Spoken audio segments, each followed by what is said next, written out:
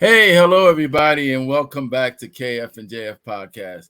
It's been a tough month. We've had a couple of serious holidays this month and Juneteenth, and everybody's been celebrating and getting through that. And we want to make sure that we tell you that we really appreciate you guys, and everybody out there being themselves and enjoying themselves, and hopefully everybody had a safe and return home safely. Also, I want to talk a little bit about the podcast. I really want to tell you guys thank you for subscribing and watching and liking the podcast. It's been such a blessing to have all of you guys out there supporting us. And again, we thank you again for going to the joybeloved.com and making those purchases, because all of those things help us to be able to bring new people and to put ourselves in a position to look for others. So I can't thank you guys enough. KF&J podcast, and we've started this project to uplift small businesses, but that's not all we do. Not only do we uplift small businesses, we uplift each other. And I want to make sure that you guys know we really do appreciate everything you guys are doing to support us. And I will go ahead on and send you back over to Razak for his introduction. Greetings. My name is Razak. I am the CEO and founder of United Minority Business Ventures. My purpose is to help small businesses grow. This means I will assist with the creative process and maintenance of your business. My method to achieve results is simply building a deeper relationship with your customers. I do this by forming an opportunity to communicate and collaborate with your followers, subscribers, and other business owners. And by using a wide range of networking tools, we will have an understanding for building your business profile, what type of social media marketing fits your productivity and your availability. And then what's going to be your marketing strategy, building your financial profile, branding your service, product, or merchandise. Together, we may also determine what type of license is needed to operate your business. And does your budget permit the ownership of your domain or buying into pre-existing sites that host your page? How elaborate does your business site need to be to effectively generate interest in your service, products, or apparel? And I like to drive traffic. This means managing your website. This allows me to work with you to select posts that create subscriptions, comments, and likes. I also assist by generating comments on other individual business sites or page that create a dialogue of conversation directed towards your page. I also assist with the creation of the content on your media site. This will be a collaboration of ideas which will reflect on your brand, your work ethics, and the community's need to know what you have to offer them to bring a better quality of comfort to their lives and lifestyle. I can also assist with writing content, directing your videos, the editing process, and publishing of them on various sites for marketing purpose, advertisement, and promotional value. I'd like to say it's a great honor to have you on this podcast today.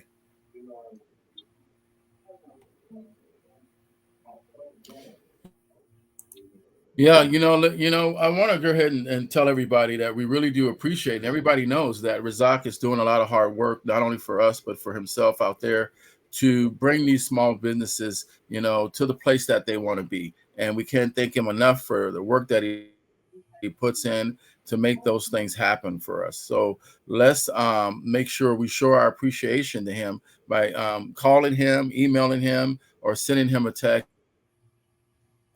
about that. And we really do appreciate that. But today on our show, we have a gentleman that is so much involved in the community and promoting not only your businesses, but also trying to find places and things like that for you to do it. So I'm going to have him go ahead and introduce himself.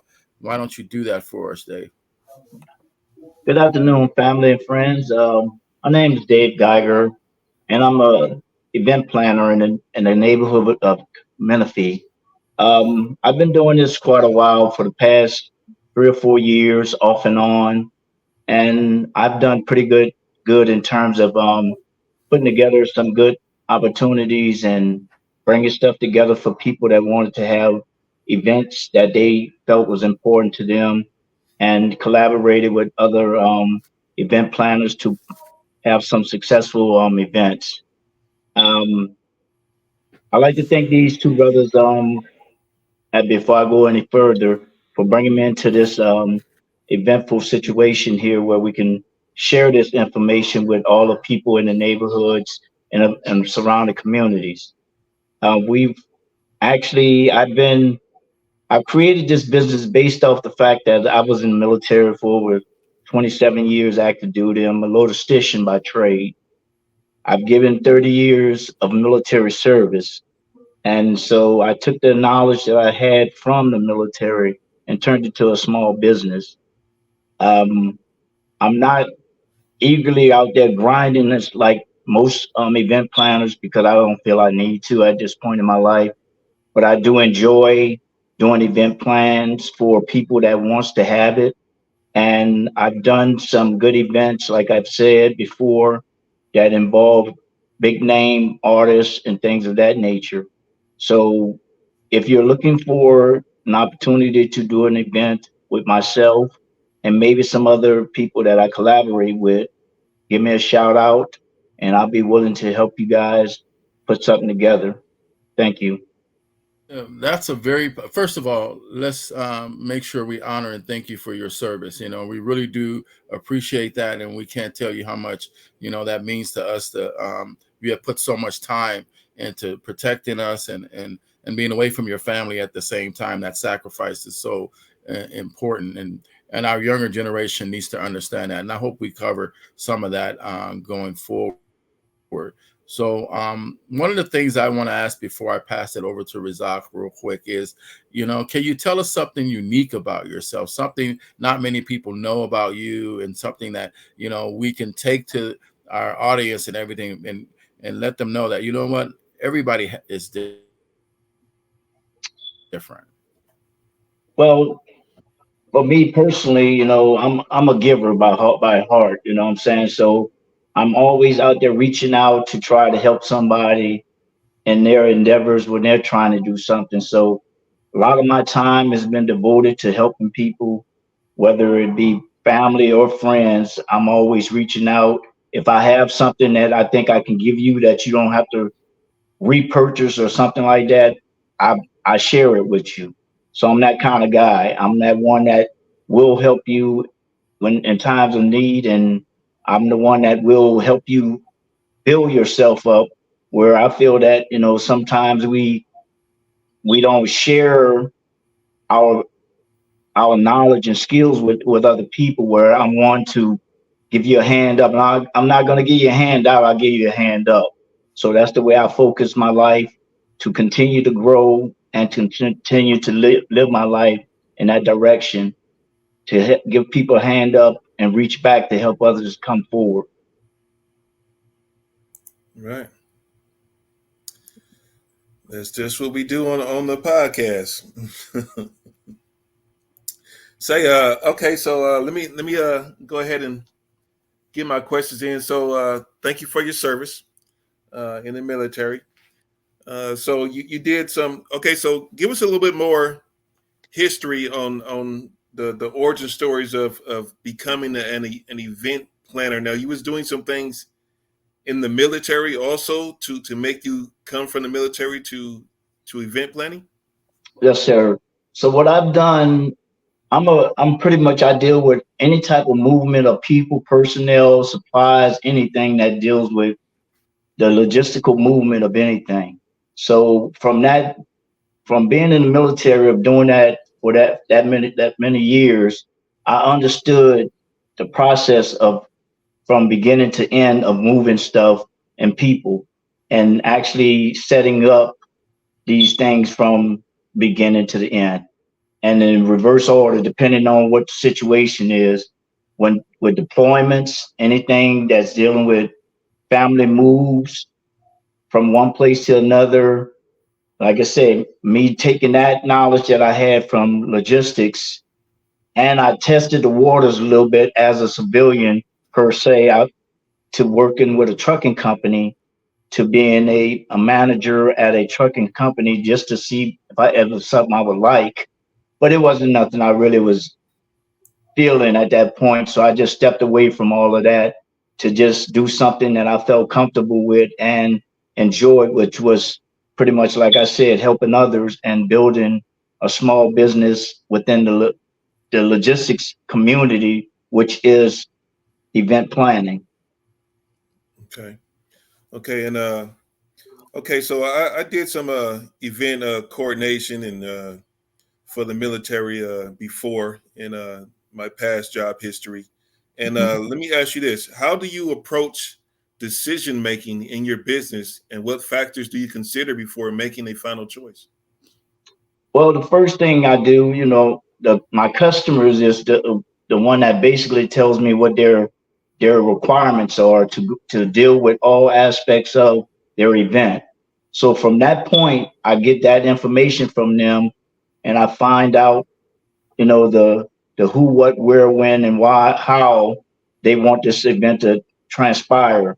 So basically, I'm getting to know the number of personnel, how big the space you want, what type of space you're looking for, the entertainment you're looking for, any type of activities other than that, and a budget, of course, that's going to be on my list of things. That what is your budget? What are you looking to spend on an event? Right. Okay, so I would imagine your networking skills is top quality right there in order to get these events off the ground. Um, how do you approach collaboration and partnerships with other businesses, and what qualities do you look for in potential partners? And when you answer this, there's a lot of people that are going to see this video, and they're going to want to, they're going to want to hold an event, or they're going to want to try to get into event and try to get into event planning themselves, and or come through your business.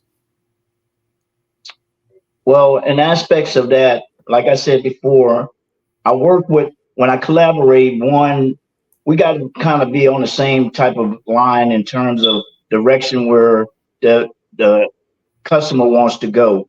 So if I'm collaborating with you, I'm asking you for certain items that you may have good network with. Like I have some friends that's got a lot of connection with entertainment.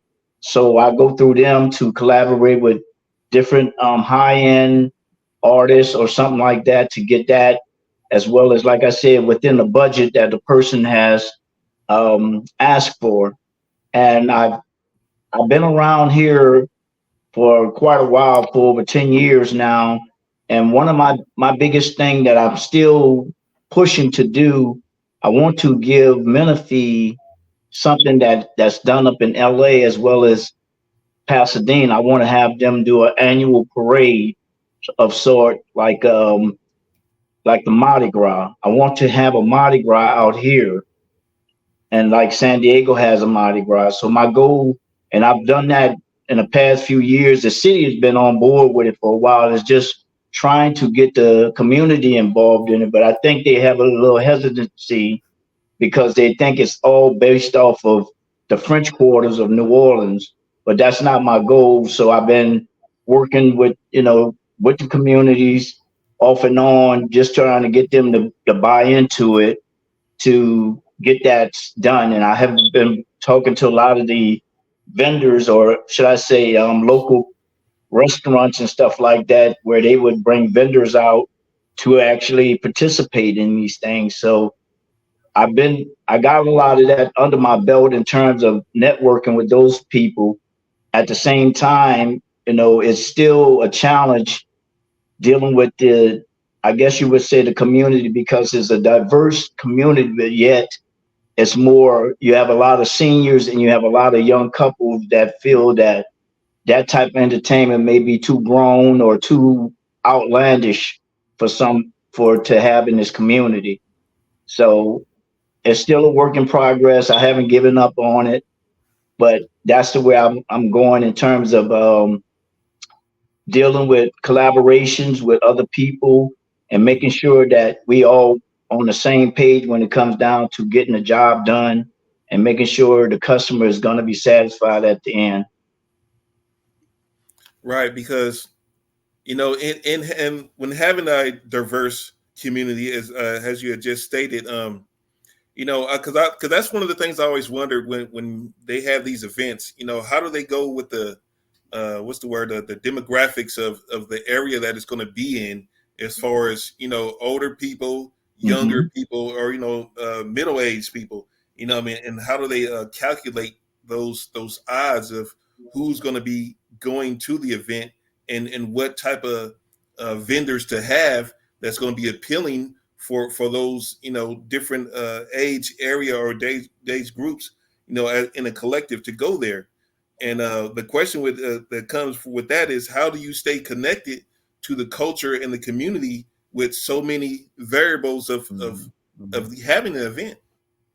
Well, good question on that, because what I have a good community um, base right here. We got this big park right within walking distance of my house. So there's pretty much activity every day at that park, and it really serves a good purpose of me walking around, just sharing, because every day there's like events like we got t-ball, we got baseball, whatever they got out there, soccer. So it brings a lot of crowds that I don't even have to do nothing but just go out there and start talking. So in terms of, like I said, a diverse crowd, you see everything from the young to the older people out there supporting their young family members or whoever's out there participating in the event. So that's when I go out there and just kind of get in their ear and just tell them what I'm trying to do, and get feedback from them, and just see where everybody's head is at in terms of activities in the community. And I network with the college. The college is on board because I wanted to utilize the college parking lot like most people do. I want to use that as my hub to actually um, set everything up as my start and be end point. So that's where, like setting up chalk like we did in the military. When you're dealing with trucks and stuff like that, you want everything lined up. This is how you're going to start. This is how you're going to end. And this is your start and beginning point. So that I've got all of that already locked in terms of networking with different areas of the schools and stuff like that, and trying to incorporate a lot of the high schools and stuff like that to give them some entertainment, like getting the bands and involved in these little parades and stuff like that. So I've been talking to schools about that too, as well, to ensure that there's a lot of community involvement and not just outside people trying to come in and just make money and go. Right, right. And this is sort of like a partnership, as you will, for each event that you have. And there, I'm assuming that there would be a list of people that, hey, we're doing another event. Are you guys going to come back? And you reach out to them, or maybe they get in contact with you to do so. Yes and no. Like I said, I've done them. I do them sporadically because, again, it's been a challenge because there's so many event planners out here. So I just kind of stepped down a little bit. Like I said, it's not something I have to do on a regular basis. So I'm more of a supporter of them, I would say, than they are of me, because unless somebody asking me to do an event, I'm just more too amped to see what I can do to support their evolution to grow and be a bigger person out there. So I'm not pushed to do this. I do it as a hobby, but it's still it's fun for me to do it when I do it. But I take it seriously every time I do an event. Okay, let me ask you this too, because all right, in the Black community, we have a Hmm. lot of negative individuals who can ruin the atmosphere of these events when they show up, or maybe the attitudes that they may have. And I'm wondering, in your past history of doing these events, have you had to navigate and overcome any challenges as being a Black person in your industry? Well, the only thing I say I had some challenges with was dealing with other event planners because of their scope of how they do things in terms of Like when I start passing out flyers, they kind of wait to see what I'm pushing out, and then they kind of use my step to either undercut me and stuff like that in terms of pricing. But other than that, when I put together events, most of my stuff is set up in certain guidelines of how I want the event to run. For instance, when I say I want it grown and sexy, that's what I mean. I don't. When I tell you I want dressed and pressed, I don't want you coming there with tennis shoes or you're not getting in. It's nothing personal. It's just the way I want my crowds to be. So I set guidelines for my events so I get people to understand this is the type of events we're gonna have, and this is give you an opportunity to showcase your clothing wear or whatever you're doing other than just wearing tennis shoes and shorts everywhere. Right. So I like to create an environment for each segment of I guess you say each section of people. So if I'm doing something for a younger crowd, I know to bring a different type of setting for them. And Hmm. if I'm doing something for an older crowd, I do a separate setting for them where they get an opportunity to enjoy themselves in a relaxed atmosphere, but at the same time, they dressed to impress, they're mingling, they're doing what they do, and there's no hiccups other than just, somebody getting a little drunk and they got to control themselves. That's not my responsibility. Yes. Yes. Okay. Well. Okay. Well.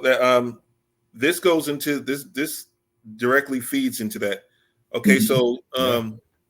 what I mean, and I'm going to ask this, and then we're going to pass it back over to Keith, and we're going to see what he has lined up for you. But what role do you believe customer service plays in the success of a business, and how do you ensure your team provides exceptional service?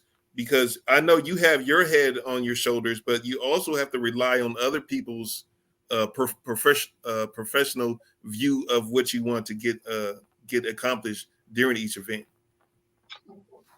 In the past, what I've done, like if I had an event that was going to be for a certain period of time, probably within the hour before I get ready to end my event, I usually put together like a little cheat sheet, more or less. I would say to give comments and stuff like that based off of how they felt the event went and things of that nature, and I get feedback throughout the time that people walk around and chat with people just to see how they feeling about events, and things of that nature. Is the way I've done it, and also word of mouth, people that know me and know my integrity and my way I do business. They know that I'm reliable. That if I say I'm going to do something, it's going to happen.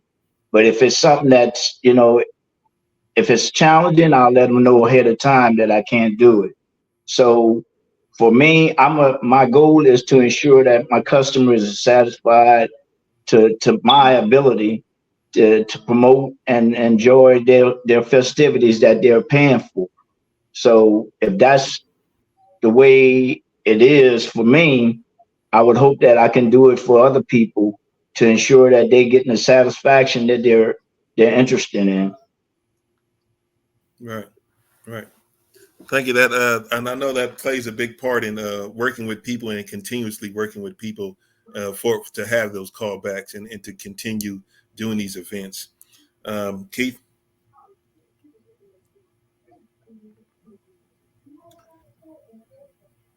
Yeah, I really like what you've been saying. One of the things that I was thinking about when you were talking is that you mentioned Louisiana and then you mentioned New Orleans. Well, I'm from Louisiana and I've been many times in New Orleans, so I know a little bit about when you talk about the Mardi Gras and how that setup is, and how that has to do with a whole bunch of different groups, the young group, the age group, the Mardi Gras set up so that everybody can enjoy themselves, no matter where you from the kids on up, really, if they come there. So I understand when you're talking about trying to do something in Menifee that represent not necessarily the Mardi Gras, because I'm from way down in the South, and we had our parades from our community. So wherever we live, whether it was and Belrose, Dowsonville, Baton Rouge, La Plaza, whatever it is, they all have their own little parade. So when you're trying to get a parade set up or an event set up for a community like Menifee, you take all of. Have you been to some of those other parades in Louisiana where you know that they're small, but yet everybody sometimes go to the smaller parades because of the people that are there, the floats that are there. There's always something about it that drives them to even away from going to Mardi Gras. They just go to the neighborhood. So I'm just asking, have you learned something by going to those events in Louisiana? Well, I was a part of a lot of them, so I know a lot about them because my mom kind of initiated it when we was younger. She created a little drill team that was a part of the neighborhood. We used to do neighborhood parades where we just went from like I guess we call it 5 streets where pretty much we was like one big family and everybody just kind of gathered, sit on a porch per se. They didn't have to go out like we did back like we do it in French quarters. They just sat on their porch and we just did our little small little parade in the neighborhood and we built from there to where we got a lot. There's a lot of clubs in New Orleans now. My sister is a part of one of the clubs where they have their own little segment of parades where they also do fundraisers to donate to charities and things of that nature. So it's an ongoing growth thing for the parades for them, and they have a certain time of the year they do it because they don't compete. Like right now, they won't do another parade till after August because they just did their last one just recently. But for me learning anything, I've learned quite a bit from being in New Orleans because that's where I was raised at. So that's what we did on a frequent to the point where we didn't even go to the French quarters anymore because we already knew what to expect out there. So it was some of the things like you said, we gravitated to the neighborhood parades because it was more personable to me to and it's not and it just brought in more of the people that lived in that neighborhood versus bringing a lot of outside sources that we wasn't getting none of the benefits of that anyway because it was more commercialized to the point where it was just all the everything just was the prices was raised up for the tourism and we didn't get none of the benefits of the tourism, so we just Mhm. formulated our own little parades and everybody invested a little something into it to where we created and formulated an annual parade in the neighborhood, and everybody was all for it. You talk about that, man. It just, I got family down there and my brothers down in the country. And, I think about my mom when she went to the Mardi Gras. I mean, not the Mardi Gras, to the parade.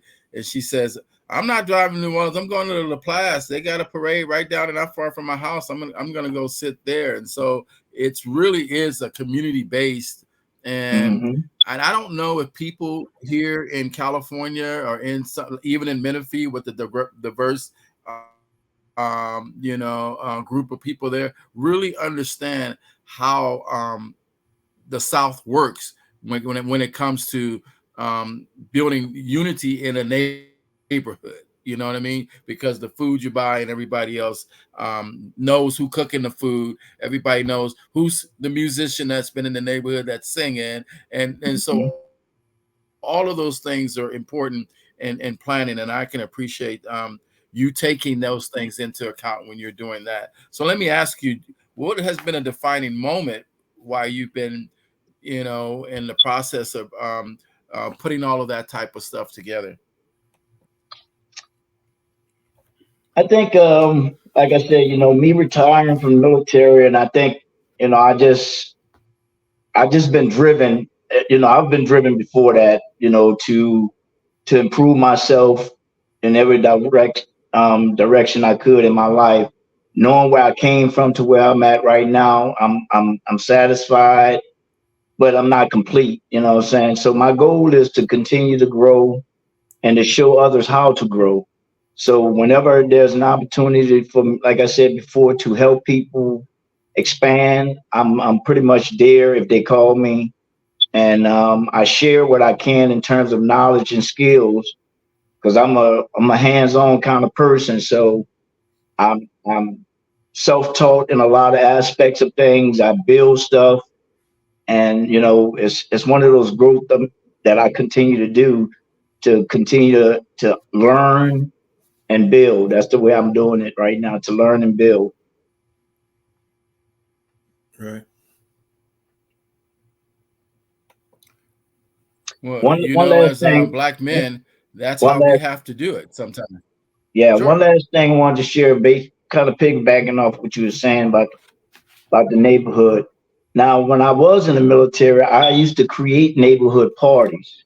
So that was another aspect of me doing something, I'm still working on that around here because everybody in this neighborhood pretty much know me. So which is a good thing because I know when my mom was out here, she didn't get that same type of love. She didn't feel it. So that's why she was in a hurry to go back. And I understand what you're talking about with your mom because they don't recognize the southern style of personality and how we greet each other. And my mom was used to being able to interact with people when she walk out the door. When you look around in your neighborhood, the only time you see people is when they get ready to come and they go coming and going. It's rarely that they engage with you for a long period of time. But since I moved in my neighborhood, I interact with all my neighbors to ensure that they know who I am. If they need anything, you can call me, and we kind of network with each other to watch over each other's houses and things like that when they leave out of town. So that's the kind of things I do to ensure that we all interact together. Mm-hmm. Mm-hmm. It's a good idea.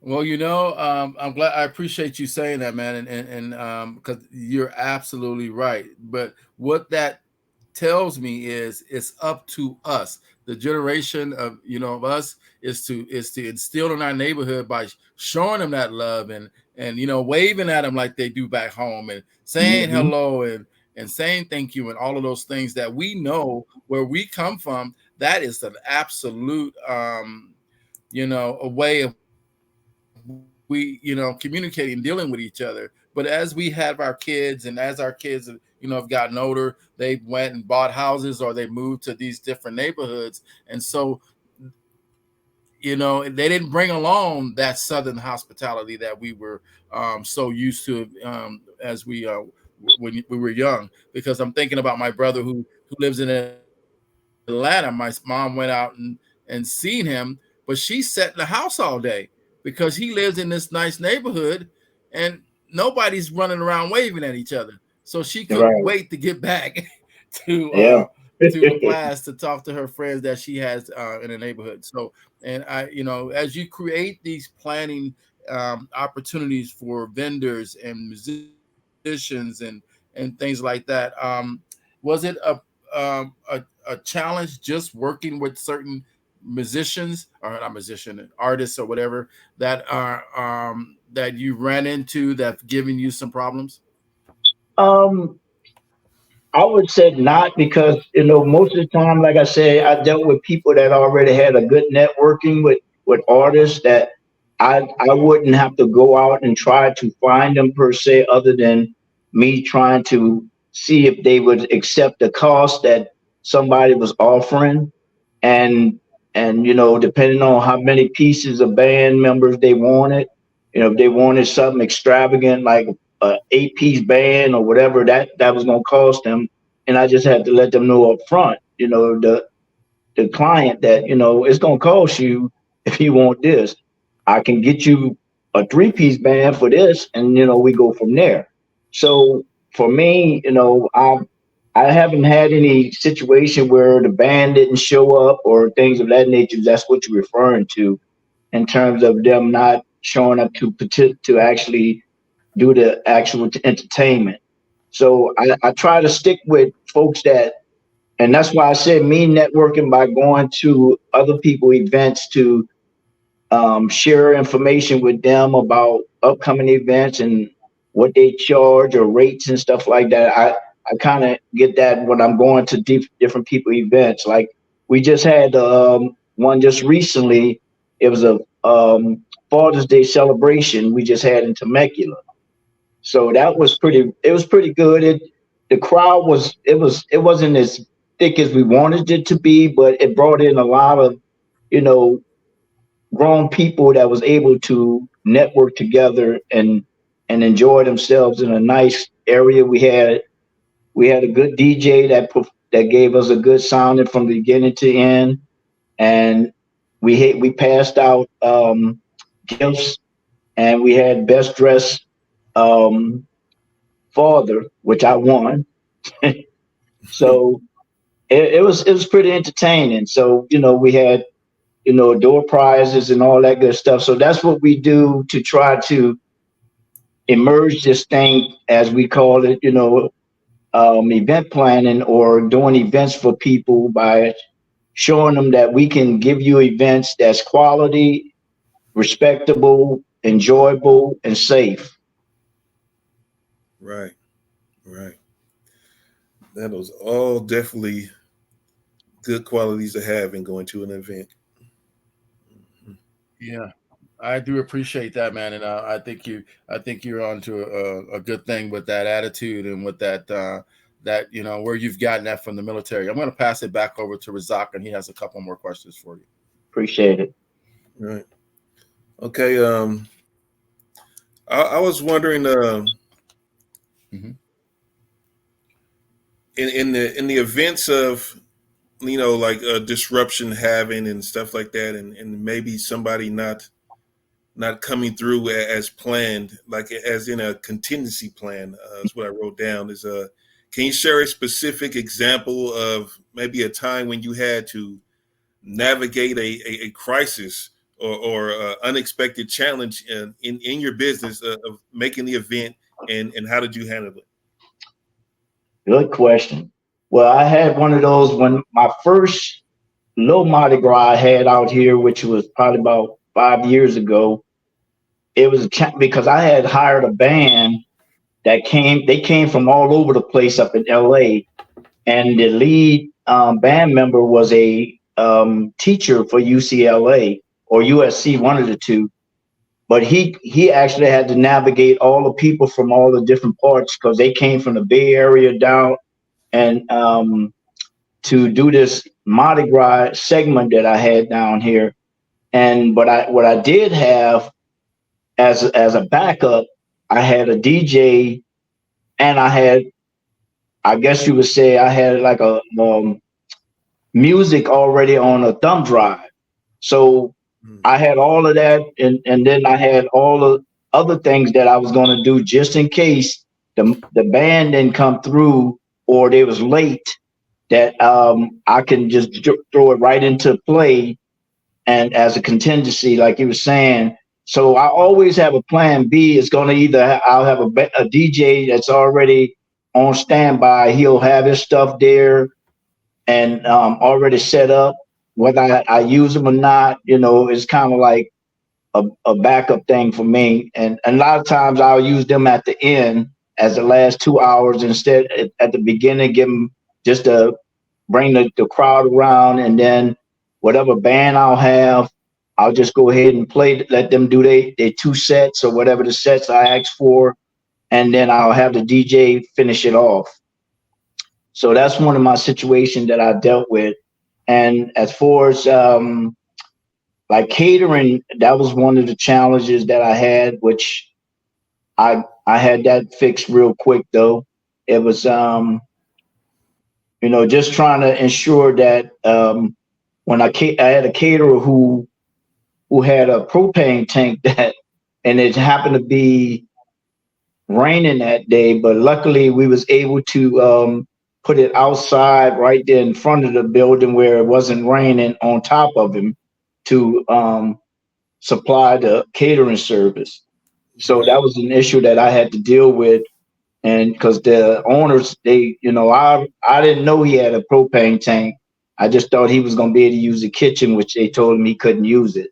So that was a backup plan he had for me because he had that stuff in his truck. He just didn't know if he can use the kitchen or not. So he brought that just in case. So it kind of worked its way out, and everything worked out to the end. Okay. We had a it was a couple of months ago. I believe it was the Soul Swap Meet lady, Shayla, I believe her name was. And I was, I think I asked her maybe somewhat of this same question I'm about to ask you. Because Keith and we be having a lot of insight on these vendor events. So what I want to know is when it comes to advertisement and the promotion of these events, what role do you believe social media plays in the success of that event, and how do you use it to promote, because the people who come to it, because I know there's been events that, people don't show up, and I'd be wondering, why wasn't the people showing up? So I'd be thinking, like, how far ahead, or if it's not no secret that you have, how do you go about, promoting these events? And is it radio? Is it TV? How does that work? Well, for me, a lot of it is word of mouth, because a lot of the people that I've been associated with, they was like a hub that we all started at some point at the little place called at the pub in Old Town. And every time, we started with a lot of the artists. I don't know if you heard of Aaron Stevenson. Mm-hmm. You heard of her? Oh, no. Well, you got to check her out. She started at the pub. There's a lot of people we watch and grew with, like Daryl Williams, Aaron Stevenson's. They both started at the pub. And that little kid that he's blind and he has a disability. He started at the pub. The one he went on America Got Talent. He went on there and won. I think he got. Oh, okay. Kobe. His name is Kobe. My wife was telling me his name is Kobe. He was on there. I mean, he he did a rendition of George Benson, and they had the band was playing. He wouldn't stop. He had to keep, because I guess him being autistic, he was in a groove and he just wouldn't stop. So those crowds pretty much follow each other around to different events and different areas that we actually participated in.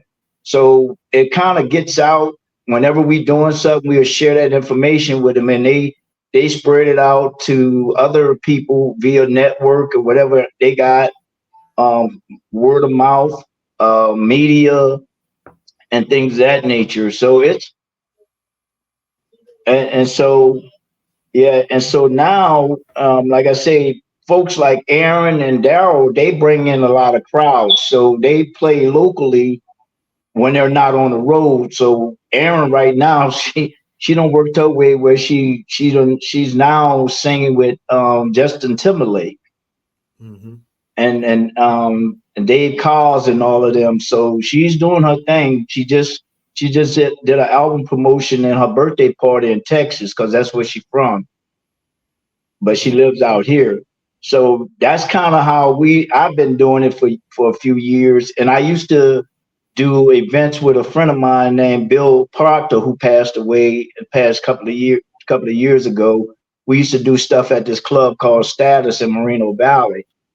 And that one was a pretty good club, but the only problem I had with the owner, he had two sides of this building where we would do an event, but he had a crowd that, I guess he called it the sports side, but he had a bathroom that was like a neutral split area where you can go into one side of the building and to the other side just by walking through the hallway. So I used to have to post security there to ensure that, because he used to always let the young crowd have the sports side, somebody that was promoting some rapper or whoever was promoting their music or whatever. And it always started off with them having a altercation that in the parking lot. So it kind of threw negative vibe to our event because now we got cops and everything to the point where they shut them down because they was having too much gunplay out there. But Right. for us, we had, like I say, the crowd that we drew were, we call that, grown and sexy, dress for success and all that. So that's how everybody showed up at our events. But you got the same, then you got a crowd right next door to you. They come in there, they're smoking weed in the parking lot, they're smoking weed in the building, they fighting in the building, but not on our side, but just adjourned to us. So it creates a problem. And then somebody else try to give an event in there, they don't understand the logistics like I was talking about. So they don't set up security. So people walk right in from one side of the bathroom and go straight into the event. And then it becomes some kind of little altercation where somebody talking to somebody's girl or something, and they get a little dicey in there. Yeah, so that's one of the things I used to instill in all of my events, the logistical part of dealing with all the aspects of it, from security, everything down, and moving forward. And as going back to your original question, yeah, media plays a big role in it. But I think, over the years of me networking with the people that we pretty much kind of band together to go to different areas together, so we kind of network and know each other. And I pass them out cards and say, hey, get this out, get these flyers out to people and stuff like that. And then in terms of time, I usually when I'm doing an event, I try to give myself 3 months in advance to start pushing stuff out, to because I'm looking at what holidays, and I try to plan away from holidays. That way I don't have that interference Right. and things of that nature, because that's a big thing when you're trying to plan something around federal holidays, special holidays. And like the last event we just had, and I was telling my friend of mine who had this event, Friday is kind of a hard time to do an event because Friday people are just getting off sometime at 5 o'clock, or they getting home about 6 or 7. And whether they now if they got the energy, that's a different story. But you're asking people to come straight from work, shower, and come party with you from 8 to midnight or 8 to 1 in the morning.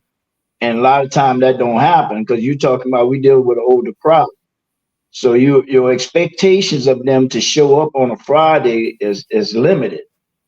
Right. So I understand that part of the aspect of timing and location, and when you're doing these things, you got to understand your crowd that you're dealing with, because you're dealing with a generation that's got, they're a little older, and some of them are still out there grinding. And so when they get home, they want to wind down. They don't want to wind right back up and try to get out there on the road again and just to go to an event. So they reserve that energy for like a Saturday and sometime a Sunday, and then they can give that energy to you. So you got to plan those 2 days as your day to try to do something, unless it's something that's like we have, like you said, like they have a vendors event like Juneteenth or something like that, where vendors come out and set up, and then that can be a challenge for them as well. Yeah. Yeah. I was listening to the way you was telling that earlier.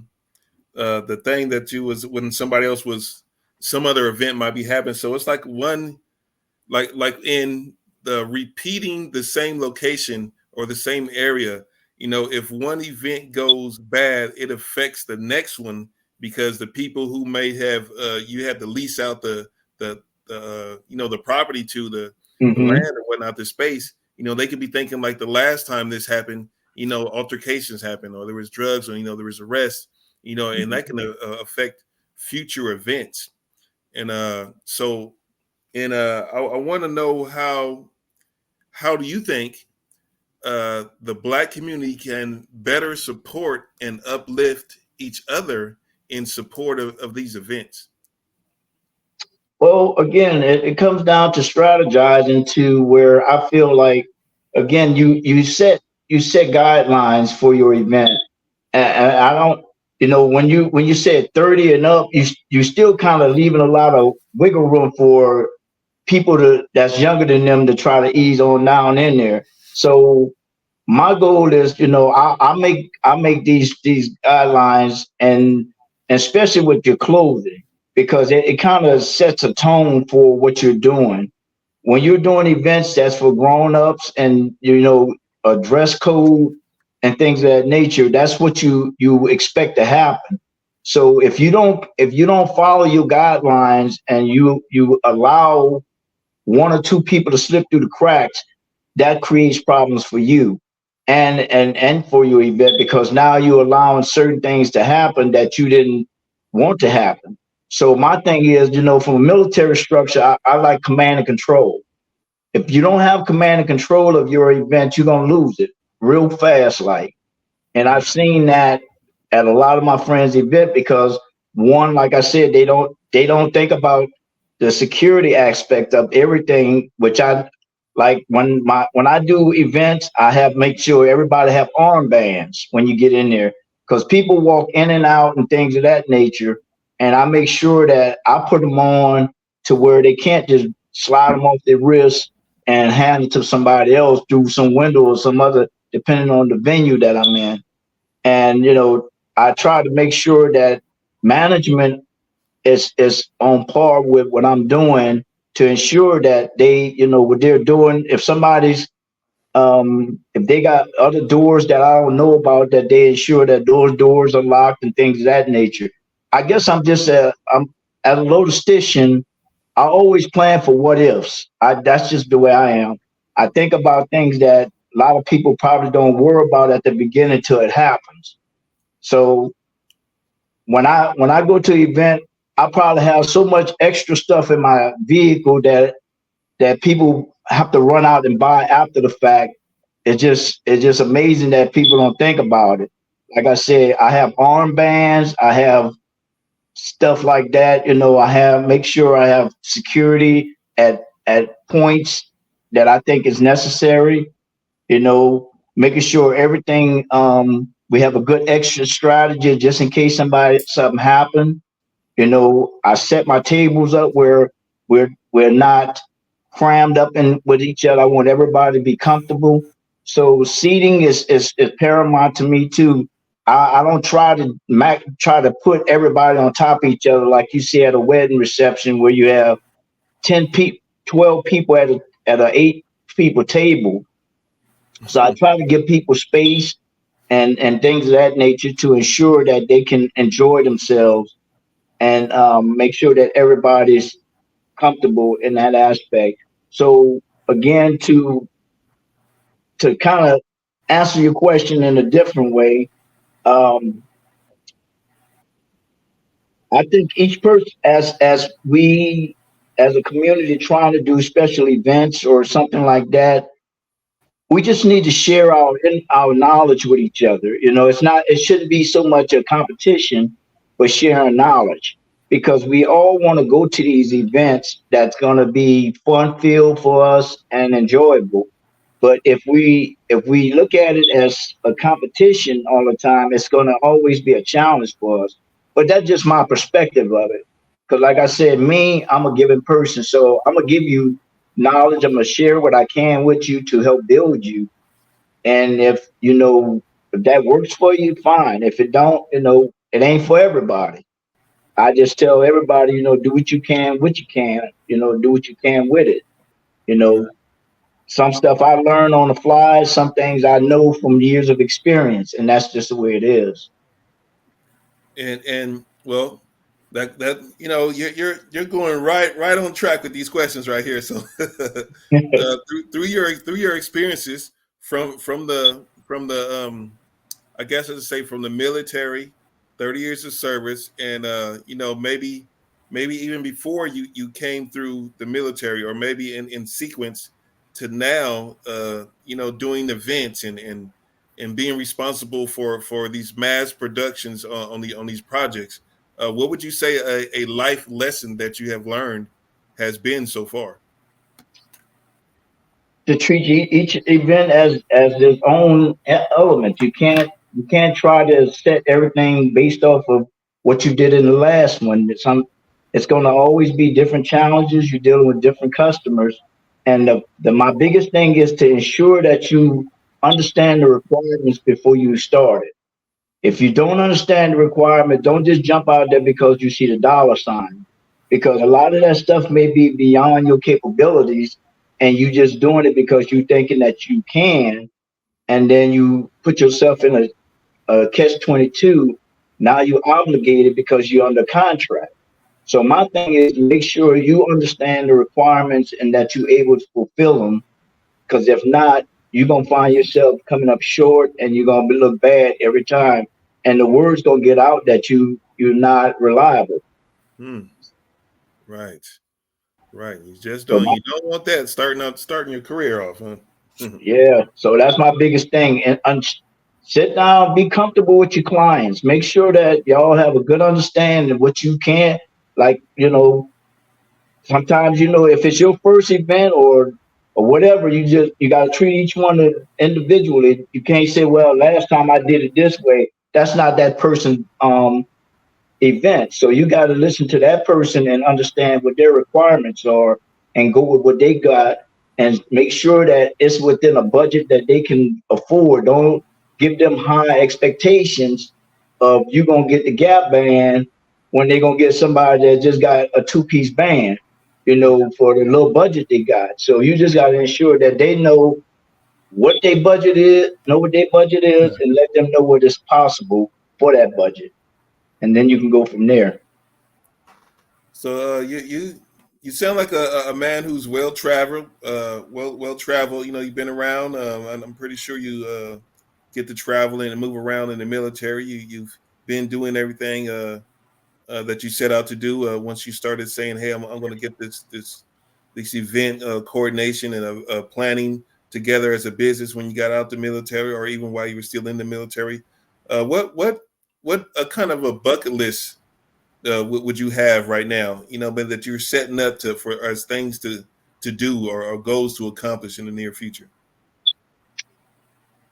Ah, that's a good one. I mean, because I've been doing a lot of traveling. As a matter of fact, I mean, we ended out at the end of the year, and we started because we slowing down a little bit in terms of, and my birthday's getting ready to come up, so, and we get ready to travel again. So I'm just enjoying the fruits of my labor at this point. So that's why I say I don't put a lot of energy into event planning like I did when I first got out, because I thought that was going to be my future job. But now I realize that the skills I possess, I could have got into anything, because I was a logistician. Like I said, I had equipment operation license. I had U.S. Customs certifications, all this stuff, passports.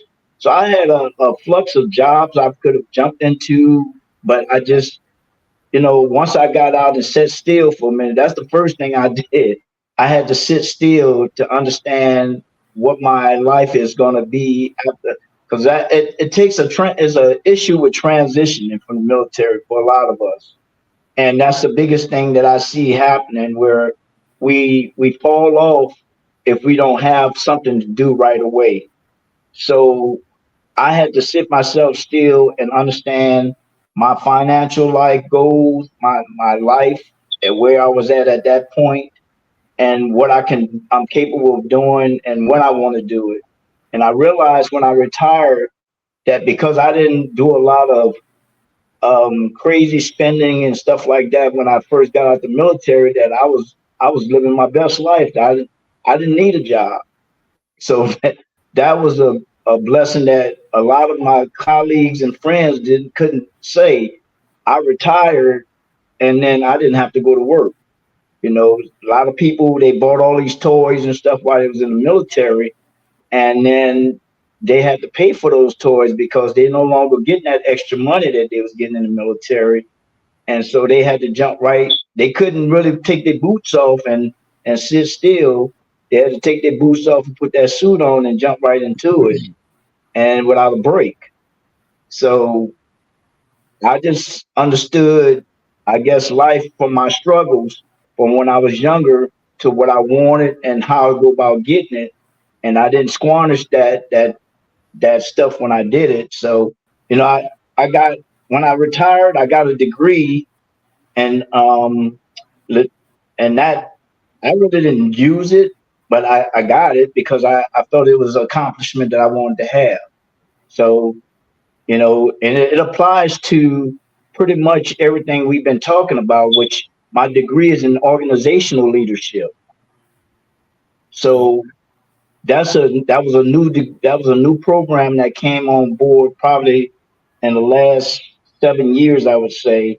So, and what that basically entails is you take out a whole lot of unnecessary stuff that's not needed. You know how we go through this chain of stuff while you're in the military. You gotta give it to this secretary give it to this tech person, and it sits on somebody's desk. So my job as a organizational leader is to go in and alleviate a whole lot of the redundancy. uh, let me ask you this. That was a lot going on right there. Okay, okay. This next question. Okay, so you're what this is what I'm hearing. You're so right now as you're talking, you're being a mentor for the people in our audiences and people who want to get into event planning and coordination, and you're giving us your you have your leadership quality and your work ethics. Now, and you also said that you had the best dressed father. Mhm. So what entails all these things that make a good uh, businessman? You have a good business relationships, and you're a father too. So what is the legacy that you would be building right now, or are you planning? Does that intertwine your business now with your legacy that you're leaving for the children or your? Not really. My goal for them is to be independent and grow and to seek out something that they're comfortable with, that they know they can do for the future and give back to the community as well. I didn't try to encourage my kids to go in the military per se. I wanted them to, that be something that I wanted them to get some type of, whether it be a trade or a degree, something that they can move forward with. And I was just talking to a young kid that worked in Popeyes just yesterday, who he did he didn't know what he wanted to do with his, because the first thing I asked him was, he in school. He said, "Nah, I'm not ready for cop." No, you don't have to be directly in a book class where you got to write essays and stuff like that, but you can get a trade. So I encouraged him, and then he said he wanted to go to the military, and I told him, I said, depending on what your job that you want to get into, you can join the military and execute that and become experienced with this skill that you're trying to get. And by the time the people going to college get out, with you already done had 4 years of experience. So I encourage them in that aspect of it, of joining the military. But I just feel that, for me at this point, you know, you have to be a lead. You can't be a follower. You have to be a leader in aspects of your life. You have to take control of your life. You have to figure out what it is that you want to command yourself to do. If you're not in control of yourself, then other people are going to be in control of you. So my goal is to make sure I tell any young person out there listening, be your own leader. Don't be a follower. Follow your heart when it comes down to you doing something that's going to be acceptable and positive in your life. Don't let the negativity drive you. Don't be afraid to fail, because if you don't try, you can't fail. So, you know, I just leave it up to people to do things that's productive, and hopefully they be success at what they're doing. Right, right. Um, yeah, that was thank you for because all this whole interview is your guidance and your representation of a successful business, and I commend you on being able to speak so candidly of your guidance that you want to give to the the Black community. Let me ask you this: when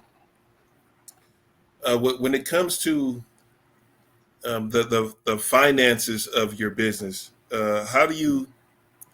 Okay, so this is what I'm getting at. So when I know people have to pay to get into the vendor events, but when Hmm. you're doing these events, does the Black community and in the Black community, minority community, the world, anybody who wants to come to these events, is pricing and the way you go about it depend on how big it's going to be? Because I know some are small, some are big. Like the Juneteenth in Menifee, that was huge. That was you got a whole stage built up. You know what I mean? So how do you and being the event planner, so you have to budget, market all these different things and do these things. So how do you go about deciding what is spent on what, as far as like how much money you got to put over to this, or how much money you get to put into that, or are you the event planner and somebody else is actually like the person who controls the the land or something, or the property? Is Well, is that is whatever. that a difference?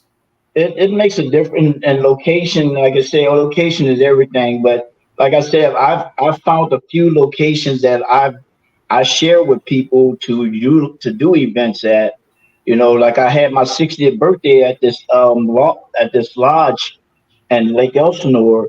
It's a beautiful place. It's and what I have a checklist that I go through that I give to the customers pretty much at the same time of the budget for if you want this certain activities, how many people you want, because that's going to be key to how big your event's going to be. If you got an event that's going to only hold about 25, 30 people, I know I can set you up for something like that. If you're just doing like a work related event, if you're doing something that's going to be more extravagant, that's going to have like 200 people, I got a location for that, and I have pricing for that based off what the people who I've been dealing with, what they do for me in terms of and time and spacing and all that other stuff. It has to fit their schedule as well if it's available.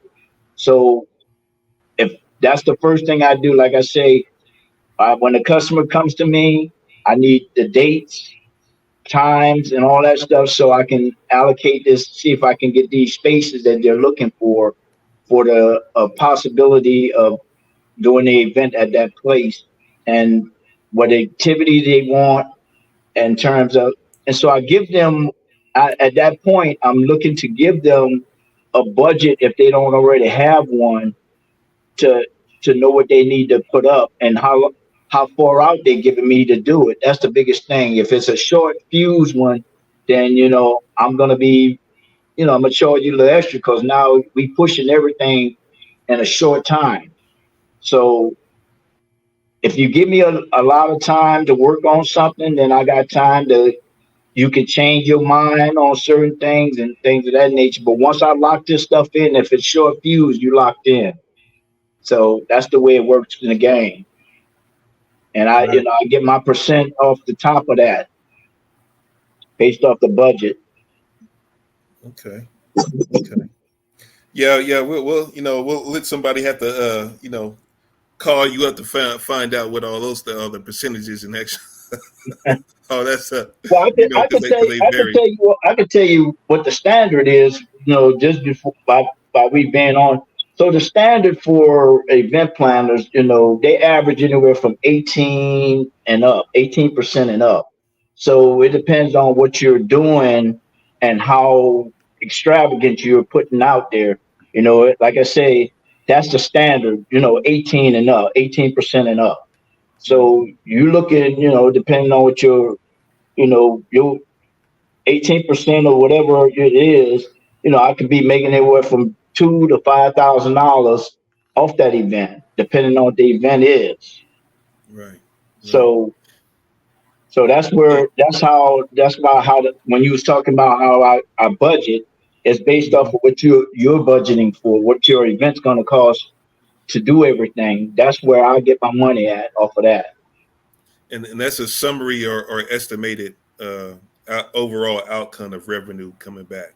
Right, Um, right, right. So so like, yeah. So if I'm charging, and plus, you know, for my consultation, if uh, just for my consultation, I'll charge you a fee, and if you use me, I'll add it to the budget that you already.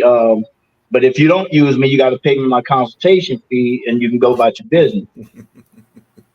right, right. Okay, so and now this is if you're involved in it. What Uh-huh. role do you believe the creativity and the innovation play in the success of the business or the event, and how do you foster a culture of creativity within your team? Well, like I said at the beginning, we all have to be on the same.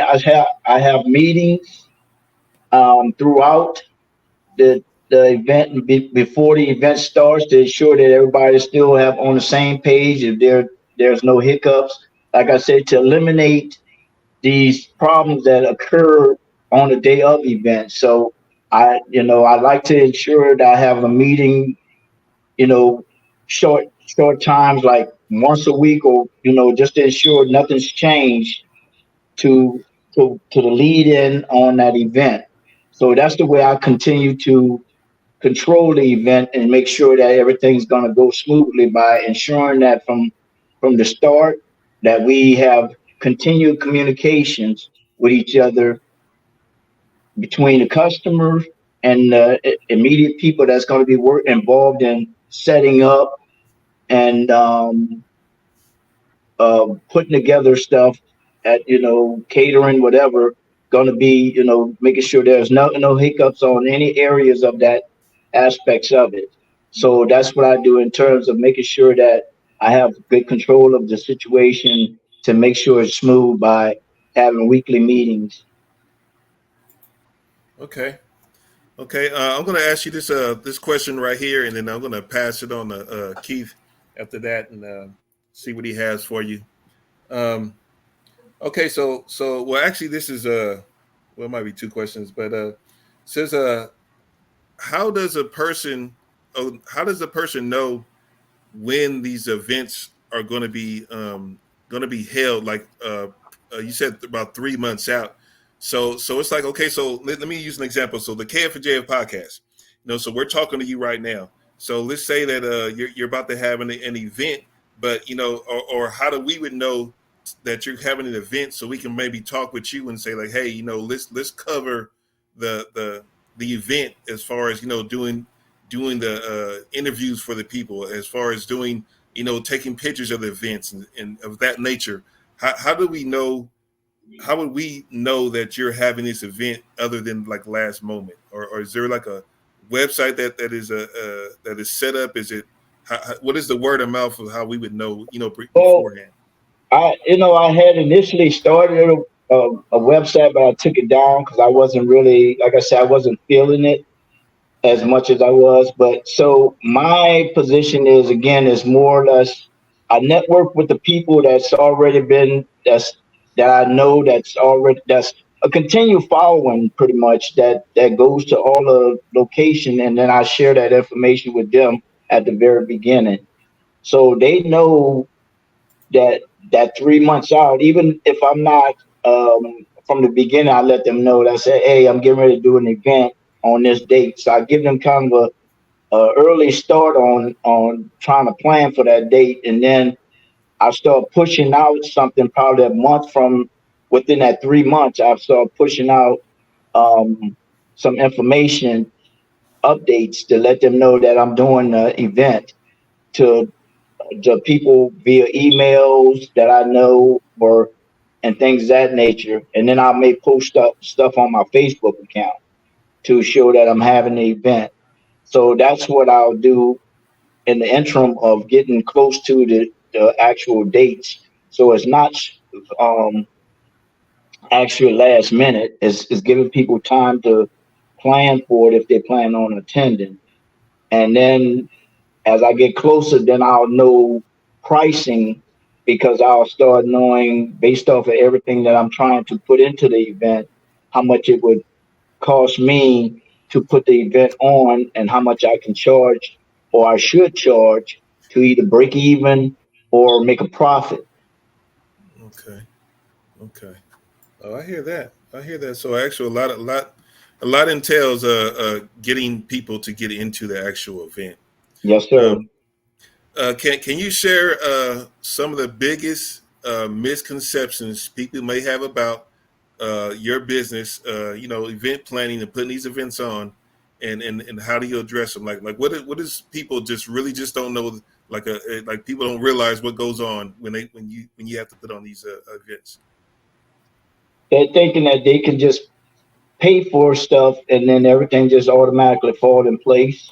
That's what it is. They have a misconception that they can do it like a house party and there's no logistical moving parts.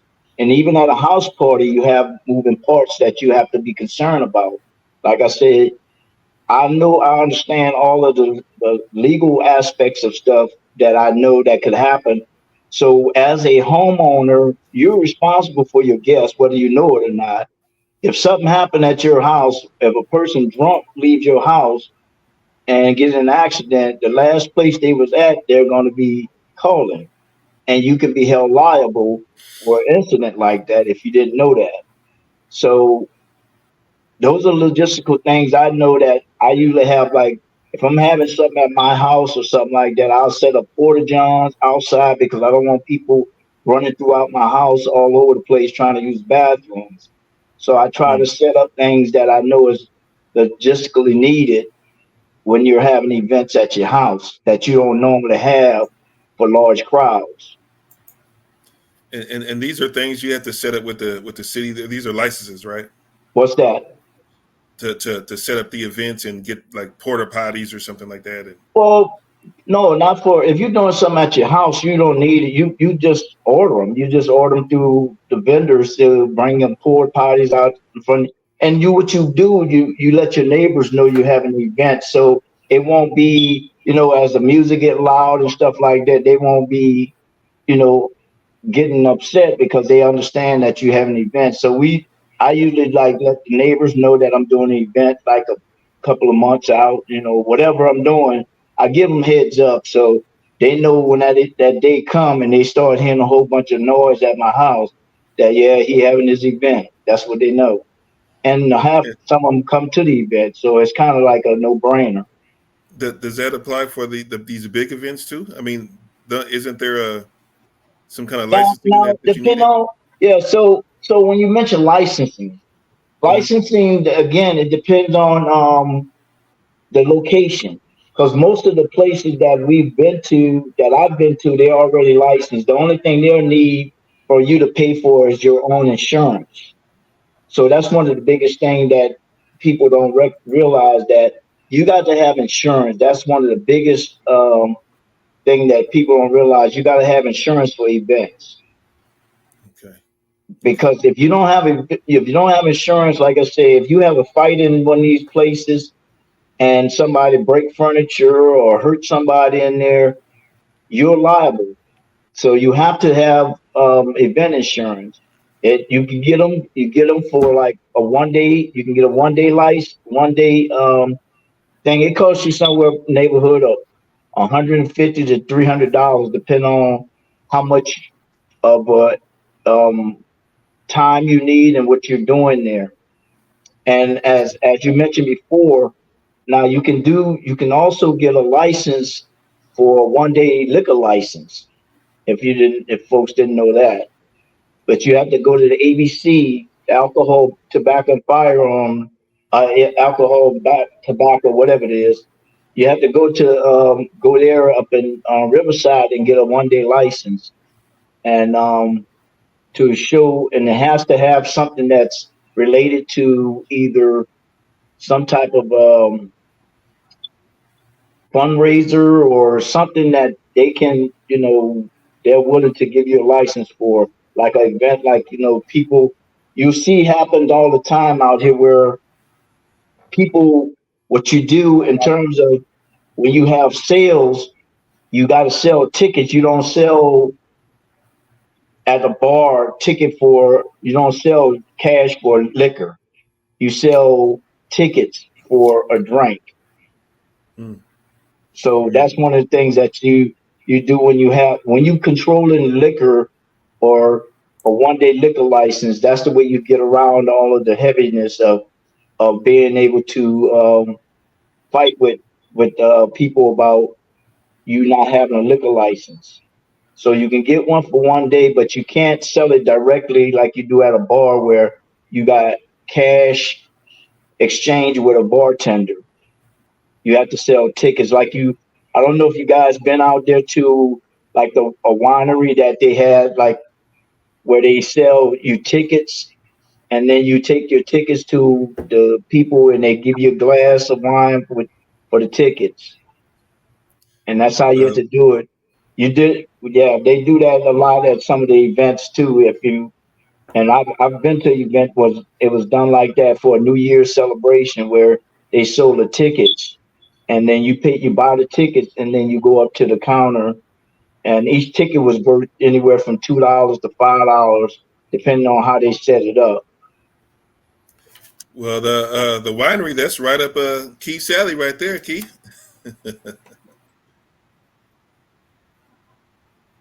Yeah, well, I live here in Temecula, man, and as a member, well, my sister's a member. I'm not a member. She is religious about going to that winery at least to go get her 15 to 16 tastings, and she must drag me along to do it. And I'm not really a wine person, but I'll go because then you got to eat, and then next thing you know, you're leaving out of there with a few $100s, man. Not a few, a little more than that. Yeah, But yeah, I go there, and I love. I had to pick a wine I like. Otherwise, she said you got to find out what you want. There's a lot. Do you want to try this one? I'm like, oh my yeah. gosh, They, man, just leave me I alone with mean, the wine. they definitely But let me overpriced. ask you this. I'm Hmm. curious. Go ahead. No, go ahead. No, I was just saying that Yeah, they was but I overpriced. appreciate the liquor license thing for a day. Now that I know that you can do that, Yeah, man, if you can get a liquor license for a day, that's awesome. yeah. That's awesome. Um, what I like to ask you is this. Maybe you can tell me, do you have someone like in your life that that's special in a way? What I mean by that is, do you use faith or some other way of gathering your strength? Well, I mean, I pray at home, and my wife and my support blanket as well. So those two things that I do, I don't go to these I guess the churches anymore because it's too many variables in these churches that I can't content with. So I pray at home, read the Bible and stuff like that to gain my strength. And like I said, and me and my wife communicate about things that I want to do, and she's supportive of it, and I do the same for her whenever she wants to do something.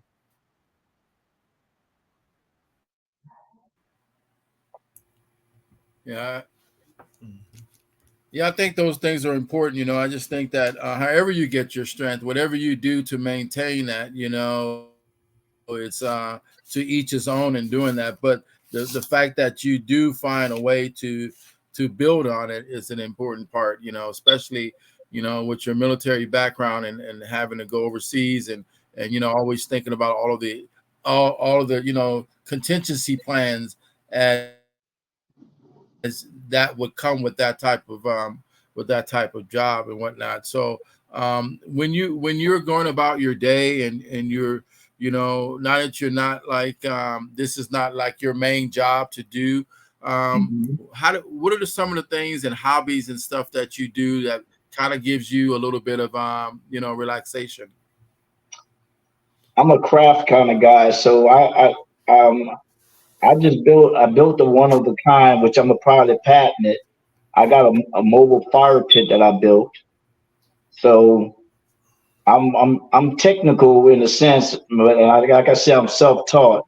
So I work with electricity, I work with plumbing, I work with a little bit of everything. So I've worked with a friend of mine, and I've done walk-in showers and stuff like that. So I've learned a lot working with him as a plumber and an HVAC guy, as well as I think I got my inspiration from my stepdad, who was a carpenter, but he didn't teach me a lot because I left when I was a teenager, so I didn't get the experience that he had in terms of knowledge doing a lot of that. But I was self taught to learn how to build, so I built a lot of stuff that that I think is pretty neat. I built my daughter a desk for her room, which she don't want anymore, so I'm trying to get rid of that. I built, stuff. I built the outdoor kitchen in my backyard. I built a theater in my house. So it's just a love of me building, doing things with my hands. So I keep busy, and like I said, my mind is always racing for new ideas of doing something to achieve a new goal and something aspect of it. Like I told you before, I'm writing a book, and this book is mainly to share with the next generation because they don't have a clue of their roots. So I'm writing a book about my ancestry that's gonna be there for them to know where they came from, to know where they're going. Right. That sounds very important. Hmm. That's so important, like Razak is saying. And the other thing that I want to talk about is the fact that you're using your hands and building stuff, and all those things are things that we have to do to keep ourselves in tune with ourselves and keeping ourselves healthy at the same time. Can you discuss or maybe touch on how mental health plays in the role of not only as a black man, but someone with the service structure that you've had? How have you dealt with mental health, or how do you see mental health? Because a lot of people in our community, we had that stigma on mental health, and we need to understand that it's okay to do certain things. Have you ran into that, or people of that? Tell me a little bit about what you think. For me personally, I deal with mental health issues per se. PTSD, things of that nature, and physical ailments that I've been dealing with over the years of being in the military. So at the beginning, I had some, I guess you would say, from my military training, and I don't know if everybody dealt with that, but in the military, at least from my perspective, Marine Corps, we was taught no pain, no gain. So we live by that rule of thumb. So a lot of us who got out the military, we didn't have a thick medical record per se because we dealt with the pain, we dealt with all type of anxieties and stuff through hardcore experience. So that was one of the things. It took me a minute to adjust to that when I got out the military because I didn't know how to, because I was always taught to endure pain and just live. If it showed weakness, I guess, in a sense.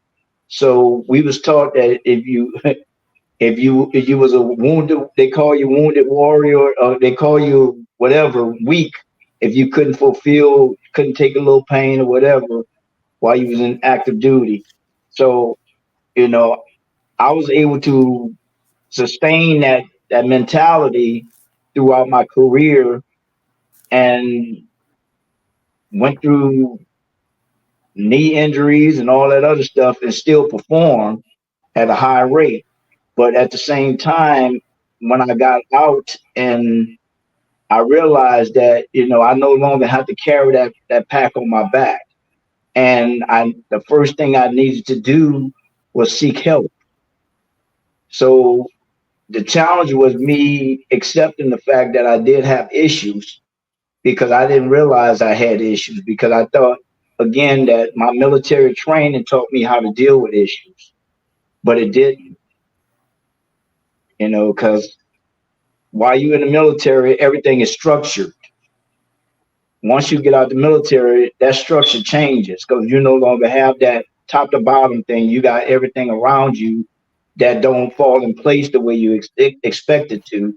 So now you have to rely on yourself and everybody else around you, and you can't dictate to everybody what should happen. You have to ask for help, and that's one of the biggest things that affects us as military black men and other men that have not even been in the military, that we don't ask for help. We think it's weakness. Hmm. Yeah, I hear that. Hmm. You know what? I really appreciate you bringing that to our audience and to hear, me and Razak here at KF&JF Podcast can't thank you enough for doing that, because that is one of the things about this show that we're trying to bring forward to our communities, and you did that, and that's it's important for us to not only talk about business and talk about how we get into business and all of those struggles about the business aspect, but this also we need to talk about what we're going through and how we have to be able to manage all that with our history, right?